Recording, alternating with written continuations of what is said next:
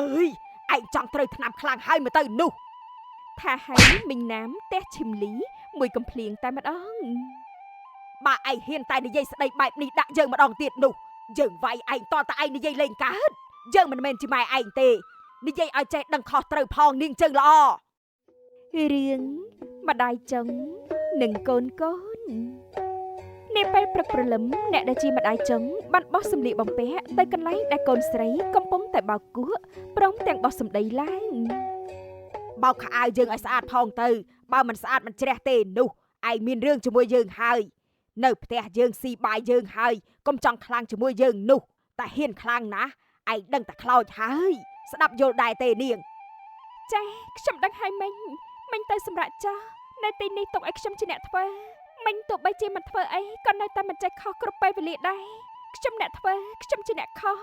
មិញមិនដែលចេះខុសសំបីតែបន្តិចឡើយកុំមកលេងសម្ដីជាមួយយើងឲ្យសោះនោះឯងត្រឹមតែជាកូនចុងរបស់យើងទេបើខ្លាំងណាស់នោះងាប់ទៅតាមម៉ែឯងទៅកាលឯងនៅមិនទាន់ដឹងក្តីណាបានយើងនេះហើយដែលរៀបចំបាយទឹកឲ្យពេលនោះនេះឯងចង់ខ្លាំងជាមួយយើងមែនទេគិតថាអាចទៅរួចដែរមែនទេទោះបីជាយើងជាម្ដាយចុងរបស់ឯងតែយើងក៏មានភាពល្អនៅក្នុងខ្លួនដែរធ្វើការងាររបស់ឯងឲ្យបានល្អទៅហើយមិនត្រូវតមាត់ជាមួយយើងទៀតទេបើឯងហ៊ានទៅតមាត់ទៀតនោះយើងកាត់ដាតឯងចោលហើយថាចាប់ហើយម្ដាយចុងក៏បានដើរចេញទៅខ្ញុំមិនចង់រស់នៅក្នុងផ្ទះនេះទៀតទេមិនចង់នៅជាមួយម្ដាយចុងដូចជាគាត់ឡើយមីងណាំអង្គុយនៅលើគ្រែប៉ុកប្តីរបស់គាត់ក៏បានមកដល់ម៉ែវាដូចជាបាត់ឈឹមលីហើយមានឃើញនាងដែរទេសួររកនាងធ្វើអីចង់ឲ្យលុយទៅនាងមែនទេកុំគិតឲ្យសោះនោះថាអាចឲ្យលុយទៅនាងបានខ្ញុំមិនអនុញ្ញាតឲ្យឪវាឯងឲ្យលុយទៅនាងទេ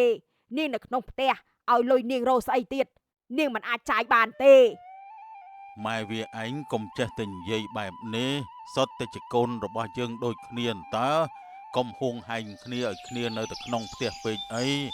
គ្នាក៏ត្រូវការសេរីភាពដែរព្រោះគ្នាជាមនុស្សគួរតែគិតពីត្រង់នេះផងតែខ្ញុំក្នុងនាមជាម្ដាយចុងបើខ្ញុំប្រាប់ថាមិនឲ្យហើយនោះគឺត្រូវតែមិនឲ្យឪវាឯងកុំចេះតែអាកាត់ជាងខ្ញុំពេក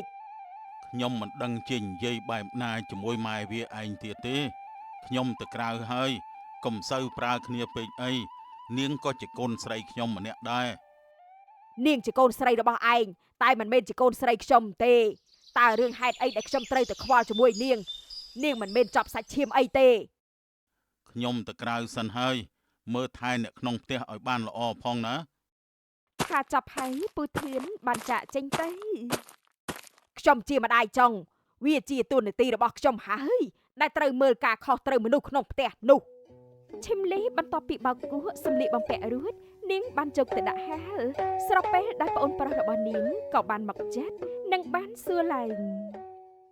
ខ្ញុំសុំសួរមួយមើលបើនៅក្នុងផ្ទះនេះមិនសុខហើយនាងព្រមចាញ់ទៅបន្តនៅក្នុងផ្ទះនេះដើម្បីអីទៀតវាដូចជាមិនមានរឿងអីពិបាកផងបើនៅមិនកើតទេគួរតែចាញ់ទៅខ្ញុំមានអាយុបងឯងតែនិយាយស្ដីក៏តែមានក្បាលមានកន្ទុយខ្លះផងមិនគួរមកបែបនេះទេតែខ្ញុំទៅខ្វល់ធ្វើអីមិនមែនជាបងស្រីខ្ញុំបកើតផងហ្នឹងម្ដាយផ្សេងគ្នាសោះគិតតែខ្ញុំត្រូវខ្វល់មែនទោះបីជាយើងមានម្ដាយផ្សេងគ្នាមែនតែយើងមានឪពុកតែមួយនោះទេនិយាយស្ដីចេះគោរពខ្ញុំផងទេខ្ញុំមិនទៅខ្វល់ទេខ្ញុំទៅក្រៅសិនហើយថាចាប់ហើយគេក៏បានចាក់ចេញទៅ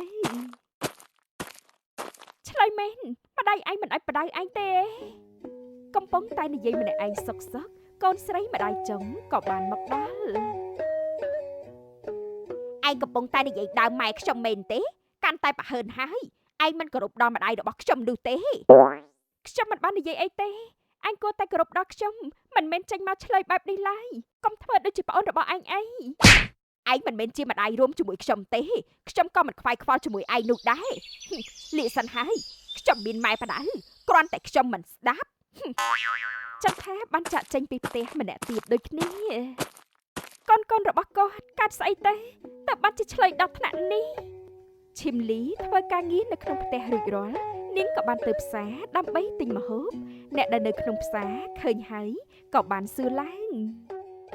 មីអូន ម្ដាយចុងក្មួយឯងនៅតែដែលមែនទេក្មួយមិនកែចរិតចេញខ្លះទេអីនៅតែប្រើក្មួយធ្វើការងារផ្ទះតែម្នាក់ឯងមិនអោយអ្នកណាមកជួយទេអីនោះកូនរបស់គេមានដល់ទៅ2នាក់តើទុកធ្វើអីមិនក៏មិនប្រើខ្លះហើយនោះបំរុងទុកថ្វាយអង្គមឲ្យមើលទៅខ្ញុំអាចធ្វើបានណាពូมันមិនជាបញ្ហាអីសម្រាប់ខ្ញុំទេចុះពូទិញបានអីខ្លះដែរទេ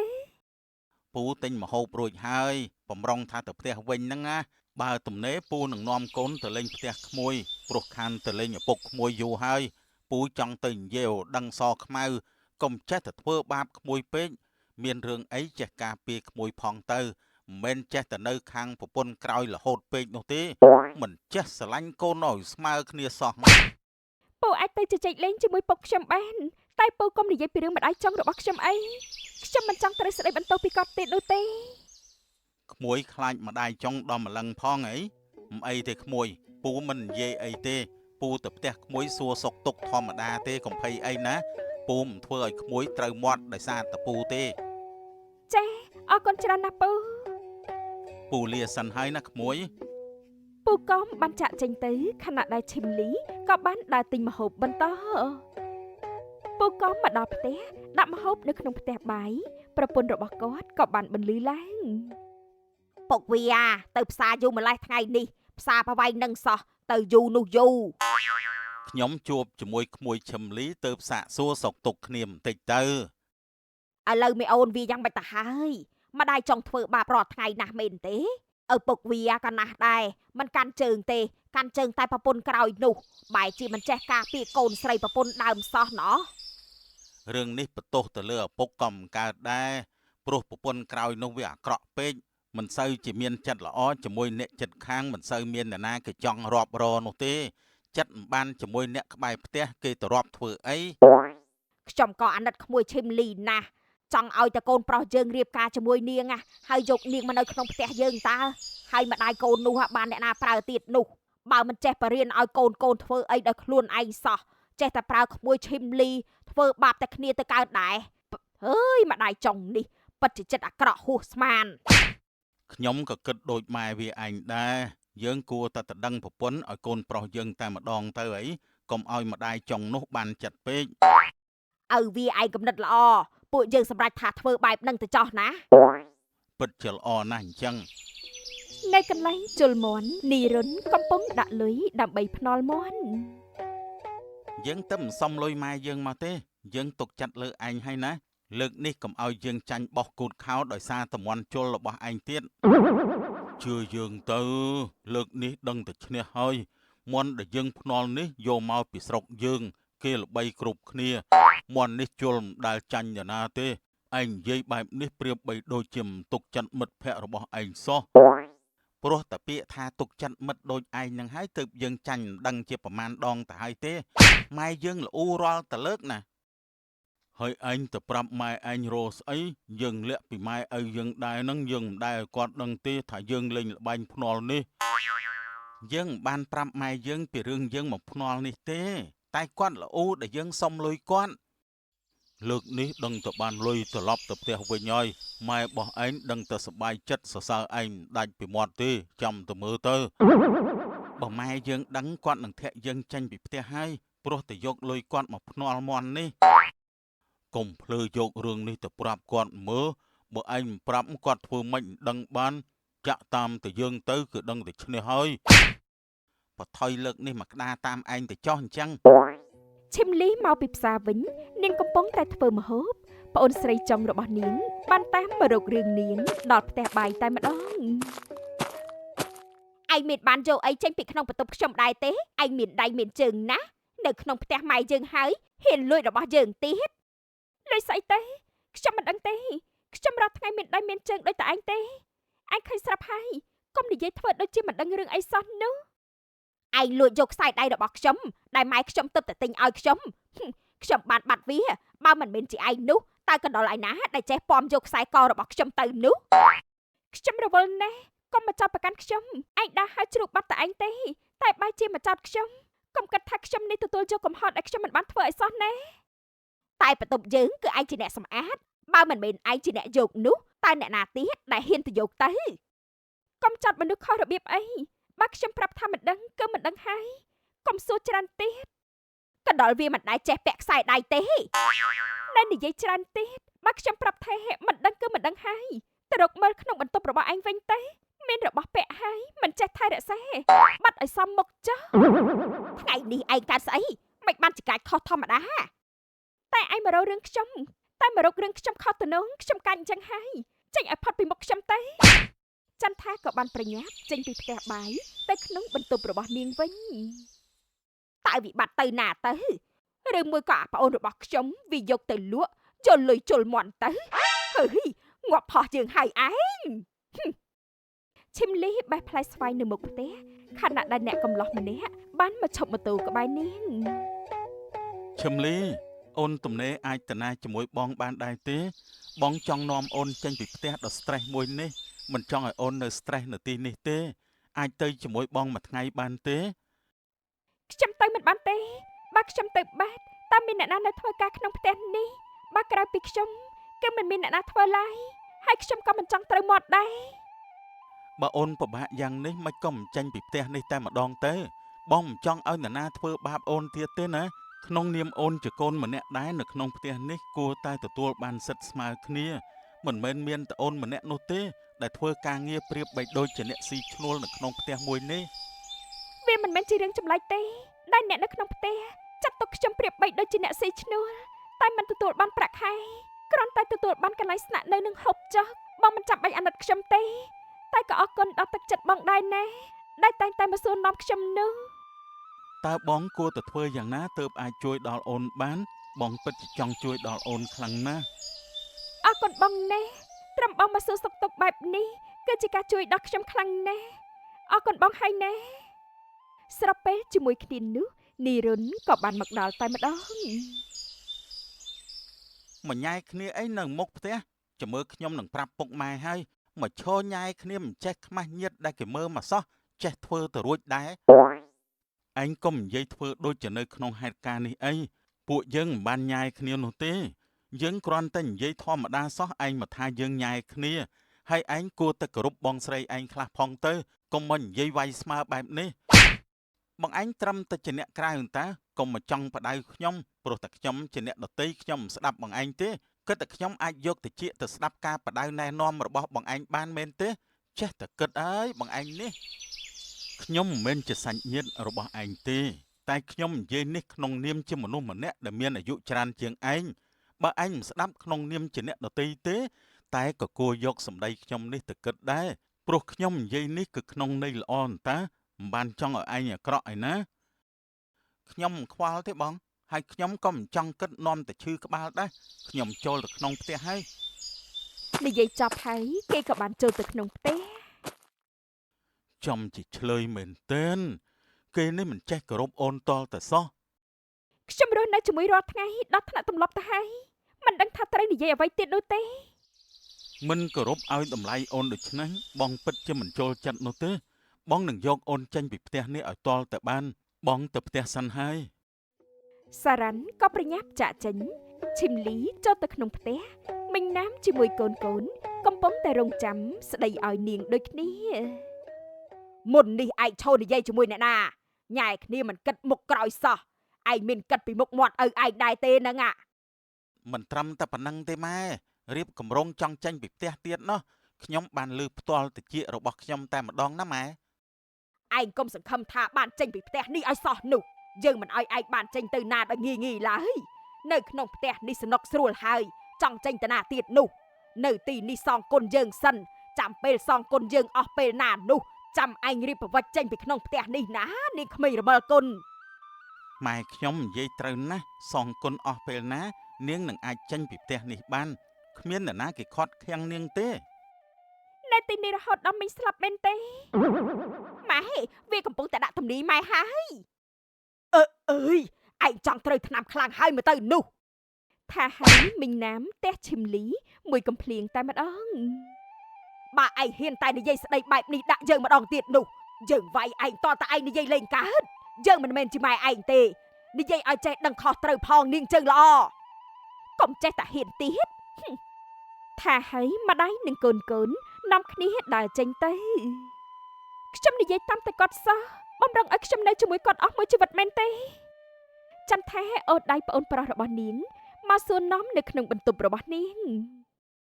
ឯងលួចយកខ្សែដៃរបស់យើងទៅភ្នាល់មន់មែនទេទេខ្ញុំមិនបានលួចទេកុំថាខ្ញុំបែបនេះទុកវិញដៃទៅខ្លួនឯងសោះចេះតែមកចោតប្រកាន់គ្នាបងគួរតែទៅសួរឈឹមលីមិនមែនមកសួរខ្ញុំអញ្ចឹងទេខ្ញុំជាប្អូនរួមឪពុកម្ដាយតែមួយជាមួយបងគួរទុកចិត្តខ្ញុំផងទៅក្នុងផ្ទះគឺមានតែឯងទេដែលញៀនលបែងខុសរបៀបតែម្នាក់ឯងគ្មានអ្នកណាគេទៅលេងលបែងដូចជាឯងទេគឺមានតែឯងម្នាក់ប៉ុណ្ណោះដែលយកខ្សែដៃយើង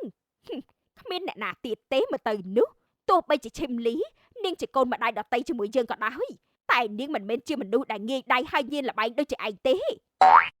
អញ្ជើក៏អត់ទៅខ្ញុំមិនខ្វល់ជាមួយទេអញ្ជើប្អូនខ្លួនឯងទេតែបែរជាទៅទុកចិត្តអ្នកដតីបងស្រីគិតឲ្យច្បាស់អំពីរឿងនេះផងណា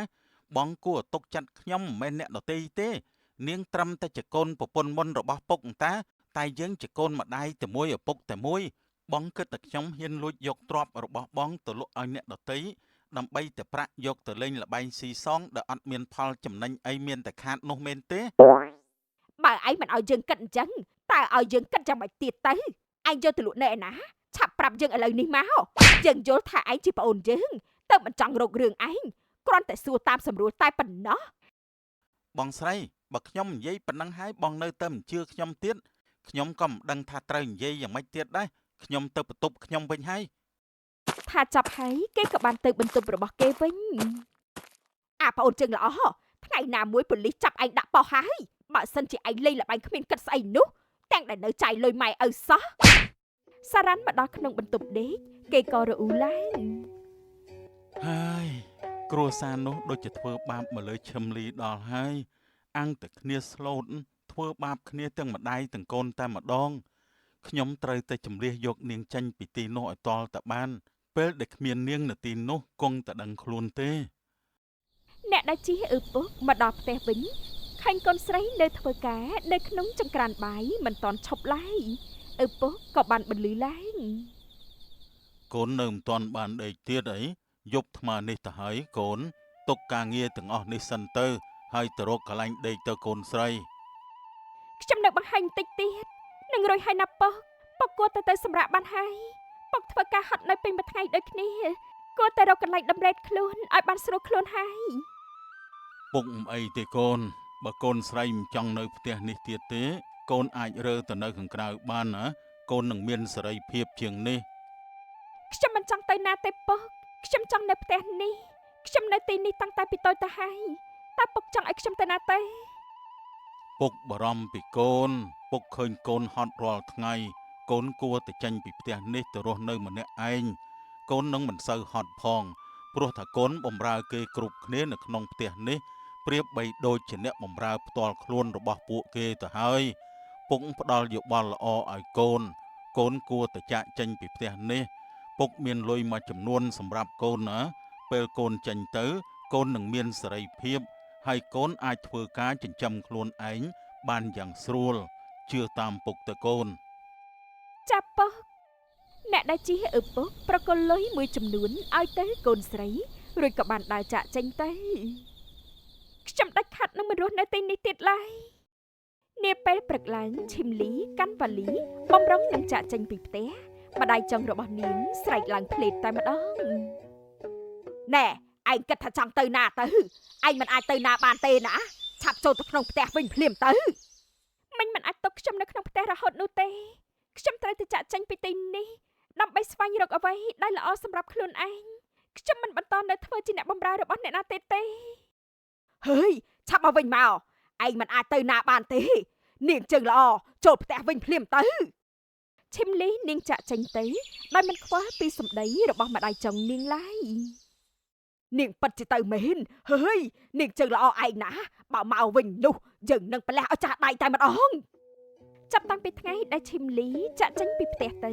មីងណាមធ្វើការងារផ្ទះនៅក្នុងផ្ទះតែម្នាក់ឯងដោយមិនមានកូនណាមកជួយនោះឡើយតាំងតែពីនាងចាក់ចេញទៅ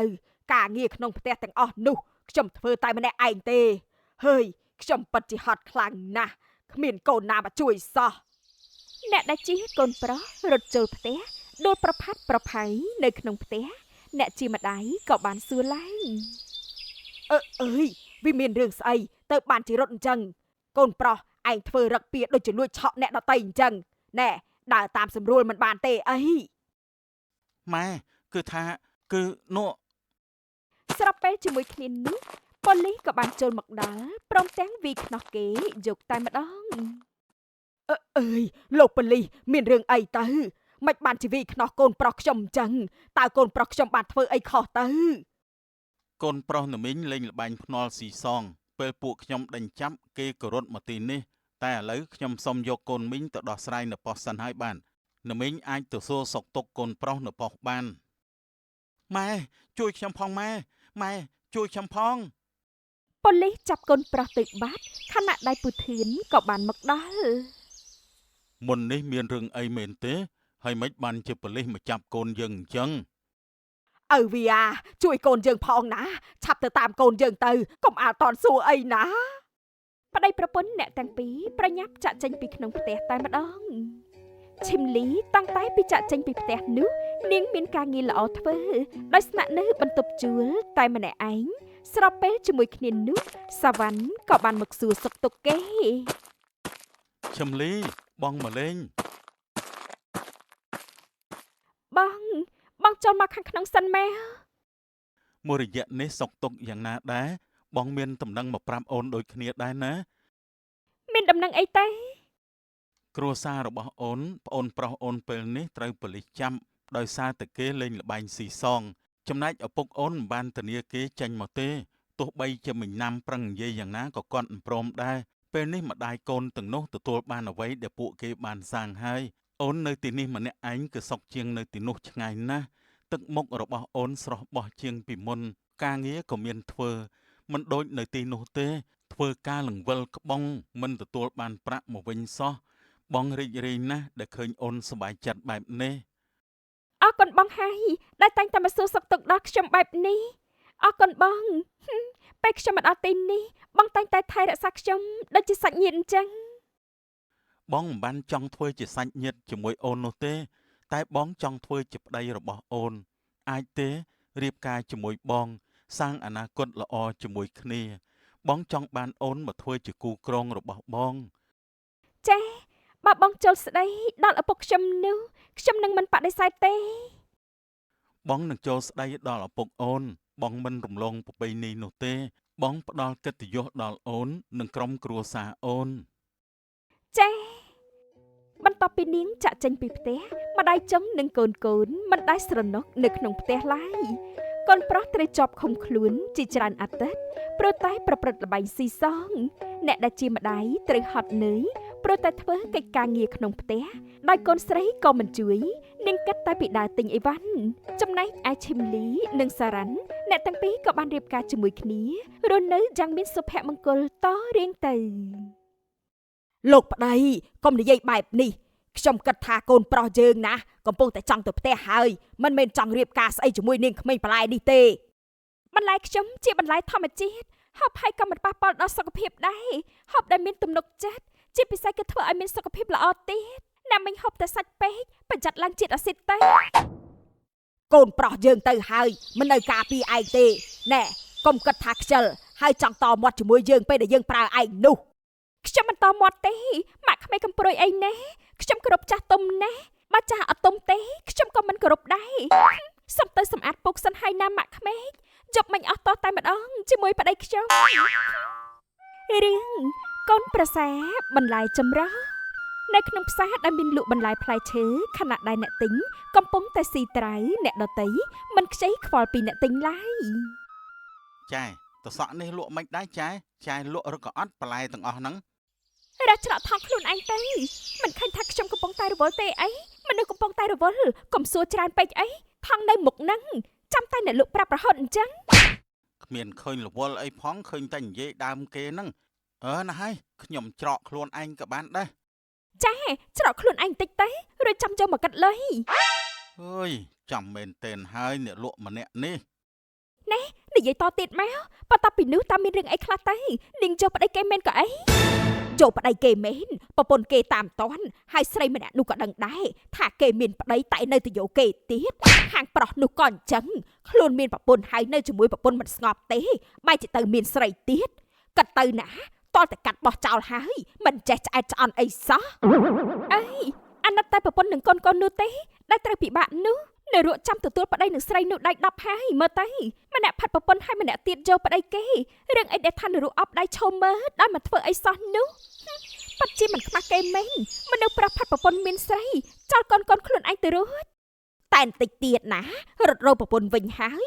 ដែលនៅជាមួយអ្នកថ្មីដោយប្រពន្ធមែនទេបើចេះមានស្រីអញ្ចឹងមិនក៏មិនមានពេលនៅគ្រាលំបាកទៅ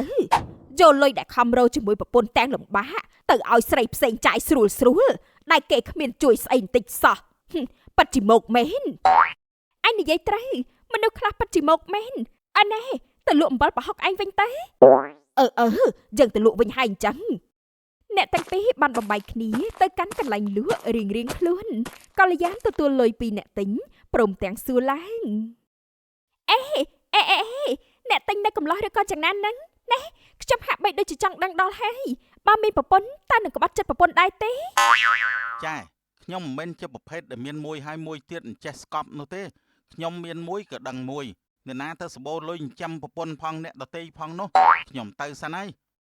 ថាចាប់ហើយគេក៏បានចាក់ចេញទៅខ្ញុំវិញណាបើសិនបើរៀបការរួចប្តីលួចលាក់មានស្រីនោះខ្ញុំលេងប្តីនឹងអាចារ្យដៃតែម្ដងកុំចេះតែមកឲ្យខាត់ពេលវេលារបស់ខ្ញុំបន្ទាប់ពីលក់ហើយនាងក៏បានមកដល់ផ្ទះវិញទៅងូតទឹកអណ្ដូងខណៈដែលនាងកំពុងតែដងទឹកនោះក៏បានផុលឡើងលើយកតែម្ដងអីចាំវាមានរឿងអីទេមិនក៏ទឹកស្រាប់តែផុលឡើងអញ្ចឹងហាក់ដូចជាមានអ្វីនៅក្នុងទឹកអណ្ដូងហ្នឹងស្រាប់ពេលជាមួយគ្នានោះឪពុករបស់នាងក៏បានមកដល់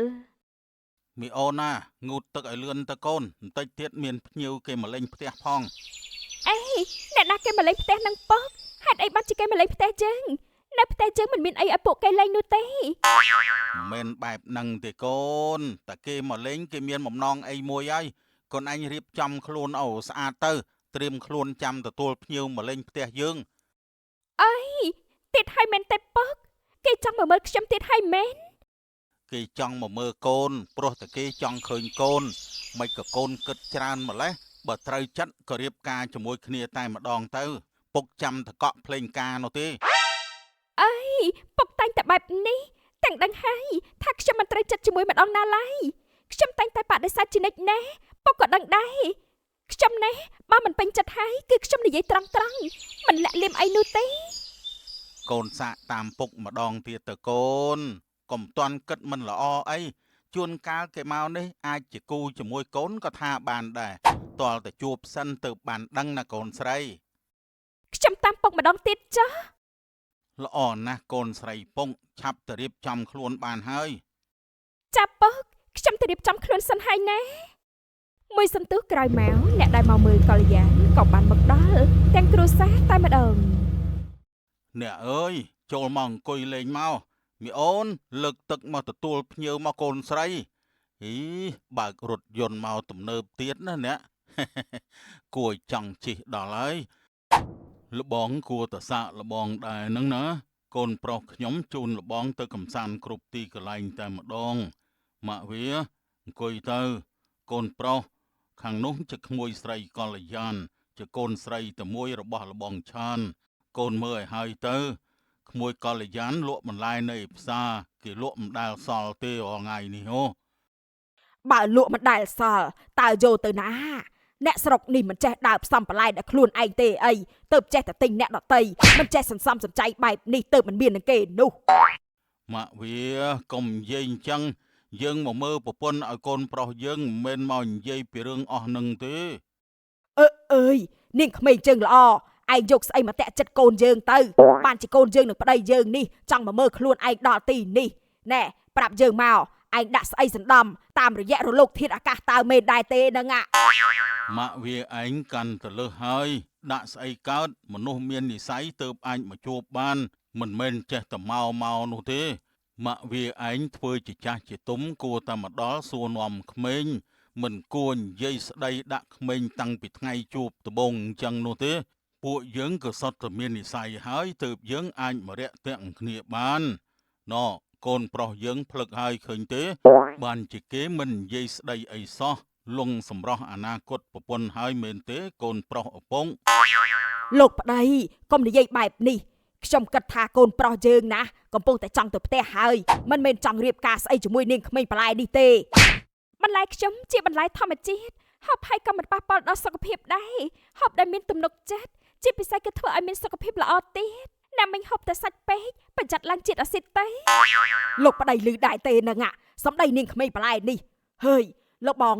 បដៅកូនឬអត់បានជាកូនស្រីលោកបងទៅនឹងគ្មានតែអញ្ចឹងនោះខ្ញុំដូចជាមិនយល់ឡើយ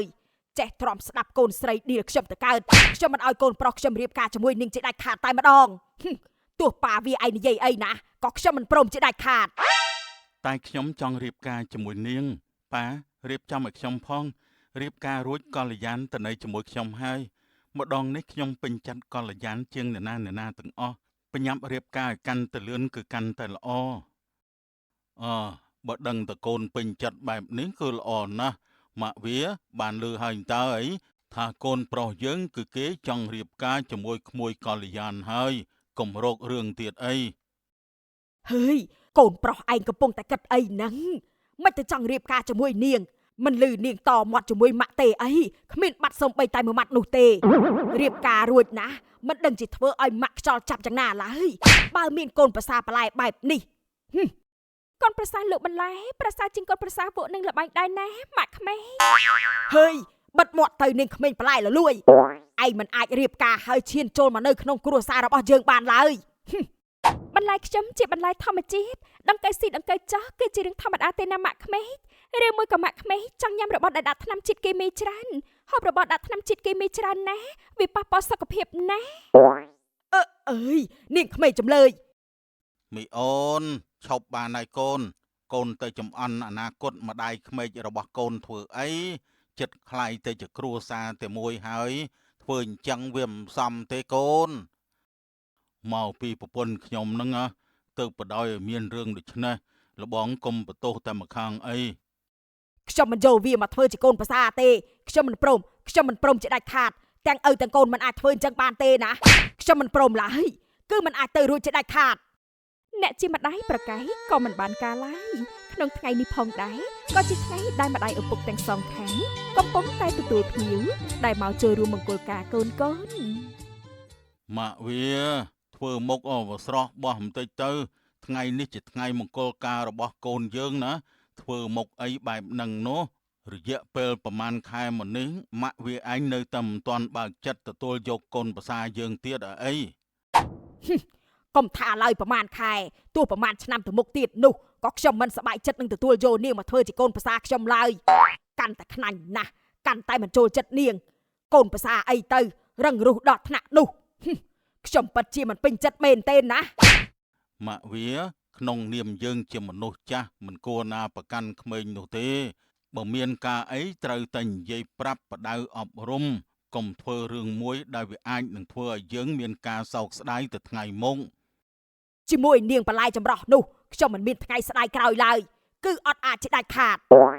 ខ្ញុំទ្រាំជឿសិនចុះតែពេលនេះត្រូវតែញញឹមដើម្បីទទួលភ្ញៀវមិនត្រូវធ្វើទឹកមុខបែបនេះទេហើយខ្ញុំទ្រាំតែដើម្បីកូនប្រុសខ្ញុំនោះទេ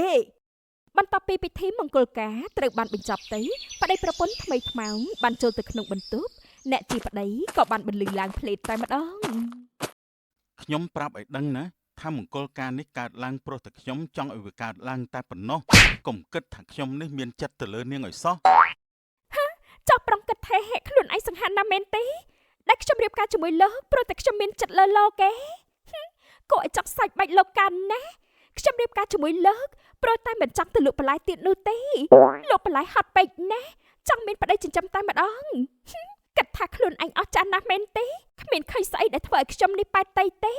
កុំនិយាយច្រើនពេកតែយកទឹកឲ្យខ្ញុំផឹកបន្តិចមកខ្ញុំហត់ណាស់ភ្ញៀវខាងលោកច្រើនសន្ធឹកសន្ធាប់មែនទេថ្ងៃនេះបានដៃប្រើណាណោះខ្ញុំអាណិតទៅយកមកឲ្យផឹកចុះតែត្រូវចាំផងថាខ្ញុំមិនមានចិត្តទៅលើនាងទេខ្ញុំរៀបការជាមួយនាងព្រោះតែខ្ញុំគិតថាដល់វ័យត្រូវមានគ្រួសារហើយម្យ៉ាងទៀតខ្ញុំមិនចូលចិត្តការបង្ខំរបស់ម្ដាយខ្ញុំទេ អ្វីក៏ដោយឲ្យតម៉ាក់ខ្ញុំបង្ខំមិនដែលបានយូរទេហើយខ្ញុំក៏មិនចង់យកប្រពន្ធថ្ងៃនេះលេងគ្នាថ្ងៃក្រោយដែរខ្ញុំចង់នៅជាមួយនាងរហូតទោះបីជាខ្ញុំមិនមានចិត្តទៅលើនាងក៏ដោយទោះបីជាស្លាប់ក៏ខ្ញុំមិនទៅណាចោលនាងដែរអេនេះបានចំជាកំពូលមនុស្សអាត្មានិយមមែនខ្ញុំយល់ហើយណែពេលថាមនុស្សអាត្មានិយមយល់តែក្បាលវ៉ាល់ខ្លួនឯងម្ដាយកូនអត់ទៅណាពីគ្នាសោះកុំនិយាយបែបនេះខ្ញុំគឺខ្ញុំហើយម៉ាក់ខ្ញុំគឺផ្សឹងបើម៉ាក់ខ្ញុំអាត្មានិយមមែនប៉ាខ្ញុំដើរចាញ់យូរទៅហើយមិនមែននៅជាមួយរហូតដល់ខ្ញុំនេះកំឡោះរៀបការមានប្រពន្ធបែបនេះនោះទេដេកនៅក្នុងបន្ទប់ខ្ញុំ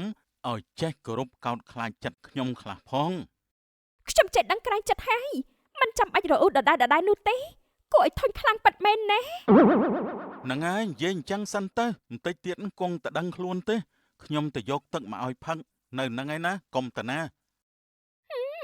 ចាលោកប្តីសូហ្វាបានចាក់ចេញពីក្នុងបន្ទប់ភ្លេតតែម្ដងគិតថាចង់ធ្វើបាបខ្ញុំមែនទេកុំសង្ឃឹមថាអាចធ្វើបាបខ្ញុំបានដល់ងាយៗនោះចង់ប្រើប្រាស់ខ្ញុំតែខ្ញុំនឹងប្រើវិលក្បង់វិញតែម្ដងនាពេលព្រឹកឡើងកល្យានចេញពីក្នុងបន្ទប់ដេកជូនដំណើរប្តីទៅធ្វើការវិញអេទៅធ្វើការចោះណាលោកប្តីមើលថែខ្លួនឯងផងនៅផ្ទះកំរករឿងម៉ាក់ខ្ញុំបើម៉ាក់និយាយអីប្រាប់ខ្ញុំណាពេលខ្ញុំមកពីធ្វើការវិញយើងនឹងមានរឿងនិយាយជាមួយគ្នាគាត់តែនិយាយពាក្យទាំងអស់នេះប្រាប់ទៅកាន់ម៉ាក់លោកទៅមិនមែនជាខ្ញុំនោះទេខ្ញុំទៅសិនហើយសូហ្វាបានចាក់ចេញទៅតែម្ដងខណៈដែលម្ដាយក្មេងក៏បានបន្លឺឡើងកូនប្រុសយើងទៅហើយមិននៅការពារឯងទេណែកុំគិតថាខ្ជិលហើយចង់តមាត់ជាមួយយើងពេលដែលយើងប្រើឯងនោះខ្ញុំមិនតមាត់ទេម៉ាក់ក្មេងកំព្រួយអីណែខ្ញុំគោរពចាស់ទុំណាបើចាស់អត់ទុំទេខ្ញុំក៏មិនគោរពដែរសុំទៅសម្អាតពុកសិនហើយណាម៉ាក់ក្មេងជប់មិញអស់តោះតែម្ដងជាមួយប្តីខ្ញុំអើយនាងបន្លែចម្រោះឯងនេះនិយាយគំរក់មែនកល្យានចូលទៅក្នុងបន្ទប់ភ្លេតឯងនឹងត្រូវយើងធ្វើបាបយ៉ាងចាស់ដៃហើយនាងកូនប្រសាជើងល្អនាពេលថ្ងៃត្រង់ពូគុណកំពុងតែពិសាតែនៅផ្ទះដន្លងរបស់គាត់កូនស្រីត្រឡងមិនធម្មតាទេធ្វើឲ្យប្រពន្ធខ្ញុំក្តៅចិត្តកាត់ព្រឹកត្មងលបងជួយមើលកូនស្រីខ្ញុំផងណាគ្នានៅទីនោះជាមួយលបងមើលថែនាងទុកនាងដូចជាកូនស្រីម្នាក់ផងទៅខ្ញុំមិនហ៊ានពឹងពាក់អីច្រើននោះទេកូនស្រីខ្ញុំម្នាក់នេះគឺប្រៀបដូចជាបេះដូងរបស់ខ្ញុំអញ្ចឹងម្ដាយក្មេកនិងកូនប្រសាគឺតែងតែប៉ះគ្នាបែបនេះហើយដូច្នេះសូមលបងជួយនៅកដាលផងណាបាទខ្ញុំនឹងមើលថែកូនស្រីលបងដូចជាកូនស្រីរបស់ខ្ញុំម្នាក់ដែរលបងអាចទុកចិត្តនៅលើខ្ញុំបានអរគុណខ្លាំងណាស់លបងនាពេលជប់យន្តសូហ្វាមកដល់ផ្ទះវិញទាំងសភាពស្រវឹងមកជាមួយទៀតផងពេលដែលមកដល់មុខបន្ទប់គេក៏បានដួលព្រុសតែម្ដងអីផឹកដល់ថ្នាក់នេះខំមកផ្ទះធ្វើអីមិននឹងមកវិញនោះមានដែរចេះគិតដែរទេពីសុវត្ថិភាពអ្នកដំណើរនៅលើដងផ្លូវនោះស្រវឹងឡើងជោគខ្លួនមិនចេះខ្វល់ខ្វាយពីអាយុជីវិតគេទេអីខ្លួនឯងជាអ្នកបង្កើតជីវិតរបស់គេមែនទេបានជាចង់បំពេញបែបនេះខ្ញុំមកវិញមិនបានបើកបរដោយខ្លួនឯងទេកុំតន់អាលបន្ទោសខ្ញុំមើលចេះសួរសិនបានទេមុននឹងបន្ទោសមកលើរូបខ្ញុំខ្ញុំនេះមិនបានប្រមាថអាយុជីវិតអ្នកដទៃទេព្រោះខ្ញុំមិនបានបង្កើតជីវិតអ្នកណាមកខ្ញុំមិនមែនអគតិគិតតែពីខ្លួនឯងឯណាបានអញ្ចឹងគឺល្អណាស់តោះចូលទៅក្នុងបន្ទប់យើងទៅកុំឲ្យម៉ាក់ក្មេកឃើញតន់បើមិនអញ្ចឹងទេខ្ញុំត្រូវមាត់ទៀតហើយថាហើយនាងក៏បាននាំប្តីចូលទៅក្នុងបន្ទប់ភ្លាមហើយមុននេះយើងដូចជាឃើញកូនប្រុសយើងនាងកូនប្រសាជើងល្អនោះធ្វើស្អីកូនប្រុសយើងទៅមិញសូអឿនបាត់កូនប្រសារកមិនឃើញហើយក៏មិនលឺក៏ស្រាប់តែបន្លឺឡើងថ្ងៃនេះបាត់សមោលទៅណានាងកល្យានអើយឯងនៅឯណាហ្នឹងនាងកូនប្រសាបន្លែចម្រោះកល្យានត្រូវប្តីនាំមកដល់កន្លែងលក់មាសខណៈដែលអ្នកលក់ក៏បានបន្លឺឡើងមកកាន់កល្យានអាយ៉ាថ្ងៃនេះនាំប្រពន្ធមកទិញមាសណោះហេតុតែគេមានប្រពន្ធខ ខ្ញុំវិញមិនដឹងថ្ងៃណាទើបមានគូនោះទេគ្រាន់នឹងបានឲ្យប្រពន្ធជួយមើលការខុសត្រូវនៅទីនេះខ្លះមើលតែម្នាក់ឯងហត់ណាដល់ពេលត្រូវយកប្រពន្ធហើយឯងមិនគួរទុកឲ្យយូរទៀតនោះទេតែថាទោះបីជាឯងចាស់ក៏មានអ្នកយកដែរព្រោះតែប្តីជាអ្នកលក់មាសខ្ញុំបានឲ្យតែដូចមាត់ឯងនិយាយតាអូនលោអីទៀតទេលោឲ្យច្រើនទៅប្តីអូនឯងជាអ្នកចាញ់លុយឲ្យតា កំភៃអីបងប្រុសខ្ញុំនឹងយកឲ្យគ្រប់កន្លែងពាក់តែម្ដងបានប្តីមកហើយណែមិនឲ្យខាត់ជើងទេរើសមកស្រឡាញ់ចុះខ្ញុំមិនថាអីទេឲ្យតែគិតថាត្រូវចិត្តហើយស្រឡាញ់ចង់បានកុំយកទៅឲ្យអ្នកផ្សេងខ្ញុំពេញចិត្តណាស់ទៅហើយខ្ញុំមិនភ្លើចូលមាសទៅឲ្យអ្នកផ្សេងនោះទេឲ្យតែឆ្លាតបែបនេះរហូតខ្ញុំសប្បាយចិត្តណាស់ខ្ញុំឆ្លាតមកយូរហើយកុំនិយាយច្រើនពេកខ្ញុំពិតជាធុញណាស់ឈប់និយាយហើយរើបន្តទៀតចុះបន្ទាប់ពីទិញមាសរួចប្តីប្រពន្ធអ្នកទាំងពីរក៏បានមកដល់ផ្ទះវិញដោយកល្យានពាក់មាសបង្អួតម្ដាយក្មេកពេលនោះម្ដាយក្មេកឃើញចឹងក៏បាននិយាយឡើងអើយរៀបការមិនតាន់បានប្រមាណផងទៀមទាកូនយើងដល់ថ្នាក់នេះទៅហើយពិតជាបឺតឈាមកូនយើងណាស់មិនគួរណាប៉ាកូនឯងណានាំកូនទៅយកប្រពន្ធចរិតបែបនេះទេមិនជួយសន្សំសំចៃប្តីទេបែរជាគិតតែពីទៀមទាវិញនោះម៉ាក់មិនមែនអញ្ចឹងទេប្រពន្ធខ្ញុំមានបានទៀមទាឯណាគឺខ្ញុំតាដែលជាអ្នកទិញឲ្យប្រពន្ធខ្ញុំនោះខ្ញុំនាំនាងទៅរើសដោយផ្ទាល់ដៃម៉ាក់កុំច្រឡំមកលើខ្ញុំអីនាងមិនបានទៀមទាសំបីតែបន្តិចទេម៉ាក់យល់ខុសទៅលើកូនប្រសាររបស់ម៉ាក់ទាំងស្រុងហើយយើងមិនចង់បានកូនប្រសារបែបនេះទេឯងជាមួយប៉ាឯងពិតជារឹងណាស់ចំណេះចង់បាននាងមកនៅក្នុងគ្រួសារនេះទាំងដែលយើងមិនចង់បាននោះទេម៉ាក់បានហើយកុំបន្ទោសប្រពន្ធខ្ញុំបានទេម៉ាក់នាងមិនបានធ្វើអីខុសផងនាងស្ងាត់មិននិយាយអីបានន័យថាដូចអ្វីដែលម៉ាក់បាននិយាយហើយឯងពិតជាមិនចេះជួយសន្សំប្តីពិតមែនកូនប្រសារដូចឯងនេះយើងពិតជាពិបាកក្នុងការបើកចិត្តទទួលយកឯងណាស់ហើយប្រពន្ធម៉ាឯងនេះប្តីរស់ស៊ីធ្វើការពេញមួយជីវិតទៀតក៏មិនមានទៅមុខដែរបើទិញមាសពាក់ជ្រែកខ្លួនបែបនេះយើងបដៅក្នុងនាមយើងជាម្ដាយក្មេករបស់ឯងណាម៉ាក់ក្មេកមិនពេញចិត្តព្រោះតែប្តីម៉ាក់ក្មេកមិនទិញមាសឲ្យម៉ាក់ក្មេកពាក់មែនទេបានជាចំណានជាមួយខ្ញុំនោះប្រាប់ខ្ញុំត្រង់មកក៏បានដែរណាម៉ាក់ក្មេកមិនចាំបាច់ធ្វើជានិយាយអញ្ចឹងទេយើងមិនបានចំណានទេតែយើងស្អប់នាងកូនប្រសារដូចជាឯងនាងកូនប្រសារបន្លាយចម្រោះឯងនេះរឹងមិនខុសពីម្ដាយឯងទេព្រោះតែមិនស្ដាប់អ្នកណាទៅបានជាស្លាប់នោះម៉ាក់ក្មេកនេះម៉ាក់ក្មេកហួសហេតុបែកហើយកល្យានចាក់ចេញពីផ្ទះភ្លាមម៉ាក់មិនតែនិយាយដល់ម្ដាយនាងហេតុអីក៏ធ្វើអញ្ចឹងដាក់ប្រពន្ធខ្ញុំម៉ាក់ធ្វើបែបនេះវាមិនសមទេណាម៉ាក់អើយម៉ាក់ជ្រុលមាត់បាត់ហើយណែកូនទៅតាមប្រពន្ធកូនមកវិញមកម៉ាក់សុំទោសផងណាកូនប្រុសខ្ញុំនឹងទៅតាមប្រពន្ធខ្ញុំមកវិញម៉ាក់ត្រូវទៅសន្យាជាមួយខ្ញុំថានឹងធ្វើជាម្លប់សម្រាប់ប្រពន្ធខ្ញុំជ្រកមិនមែនធ្វើជាកន្លែងដែលចូលឲ្យក្តៅនោះទេអើយម៉ាក់សន្យាសូហ្វាក៏បានប្រញាប់ទៅតាមប្រពន្ធគេដោយរកនាងឃើញនៅកន្លែងលក់ទឹកកកឈូសតែម្ដងទៅផ្ទះយើងវិញម៉ាក់មានរឿងចង់និយាយជាមួយទៅហើយប្តីមិនស្រឡាញ់ផងតែទៅវិញធ្វើអីទៅដូចជាអ្នកស្នាក់អាស្រ័យមិនមែនជាមនុស្សដែលប្តីត្រូវការផងនោះសូមកុំនិយាយបែបហ្នឹងបានទេទៅវិញជាមួយបងណាប្តីនឹងស្រឡាញ់ថ្នាក់ថ្នមមិនធ្វើឲ្យខូចចិត្តទេប្តីដឹងច្បាស់នៅក្នុងចិត្តហើយបើរៀបការជាមួយគ្នាហើយមិនស្រឡាញ់គ្នាទេរៀបការព្រោះទទួលនាទី